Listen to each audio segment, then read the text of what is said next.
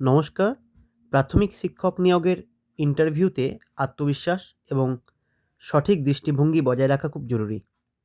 Interview বোর্ডে সাধারণত আপনার ধৈর্য, শিশুর মনস্তত্ত্ব বোঝার ক্ষমতা এবং শিক্ষার প্রতি আপনার আগ্রহ যাচাই করা হয়। খুব কমন ৩টি প্রশ্ন করা হয়।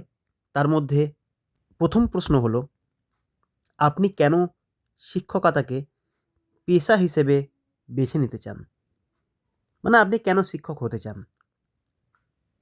এর উত্তর বিভিন্ন রকমভাবে দেওয়া যায়। সবথেকে মানানসই উত্তরটা হতে পারে, আমি বিশ্বাস করি শিক্ষকতা শুধু একটি পেশা নয়, বরং সমাজ গড়ার একটি বড় সুযোগ। শিশুদের সহজ সরল মন এবং তাদের শেখার আগ্রহ আমাকে অনুপ্রাণিত করে। আমি চাই আমার অর্জিত জ্ঞান দিয়ে নতুন প্রজন্মের ভিত শক্ত করতে এবং তাদের সঠিক মূল্যবোধ শেখাতে। এই কাজের মাধ্যমে যে আত্মতৃপ্তি পাওয়া যায় তা অন্য কোনো পেশায় সম্ভব নয় বলে আমি মনে করি।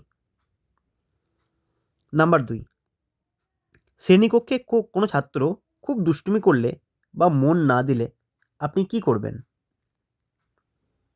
উত্তর হতে পারে, প্রথমত আমি তার উপর রেগে যাব না বা কোনো শারীরিক শাস্তি দেব না।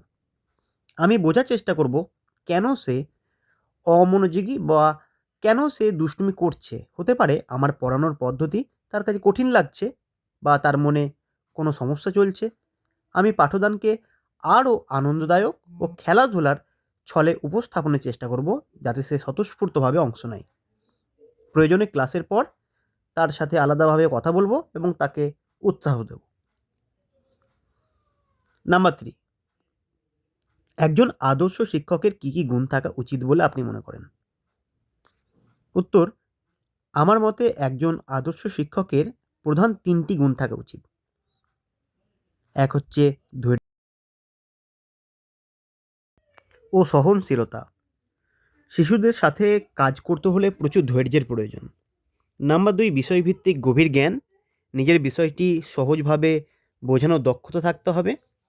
নাম্বার ৩, সহানুভূতি। প্রতিটি শিশুর মানসিক অবস্থা বুঝে তাদের সাথে বন্ধুর মতো আচরণ করা এবং তাদের অনুপ্রাণিত করা। এগুলি হচ্ছে খুব কমন ৩টি প্রশ্ন। আরও অনেক রকমের প্রশ্ন নিয়ে আলোচনা করব পরের ভিডিওতে। আপনারা ভিডিওটি কেমন লাগলো একটু জানাবেন কমেন্টে। আর আপনাদের উত্তরগুলো কেমন হতে পারত সেটাও একটু জানাবেন।